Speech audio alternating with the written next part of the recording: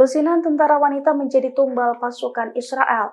Mereka menjadi sasaran empuk pasukan perlawanan ketika ditempatkan di pos pengawasan vital Zionis. Akibatnya para tentara wanita tersebut tewas bergelimpangan. Dilansir dari tribunnews.com, sejak operasi Banjir Al-Aqsa, banyak tentara wanita Israel yang tewas di sejumlah pos pengawasan. Tak sedikit pula yang ditawan oleh milisi perlawanan Palestina pada 7 Oktober silam. Oleh karena itu, kini banyak tentara wanita yang enggan untuk bertugas. Hal itu diungkapkan oleh juru bicara pasukan pendudukan Israel atau IDF, Daniel Hagari. Menurut Daniel Hagari, sekira 50 tentara wanita Israel menolak dipindahkan ke pos pengamatan karena takut tewas diserang oleh musuh. Meski demikian, Hagari mengaku terus berupaya meyakinkan dan menekankan pentingnya menjaga posisi tersebut.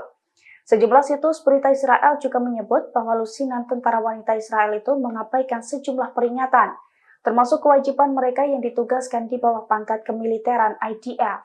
Download Tribun X sekarang, menghadirkan lokal menjadi Indonesia.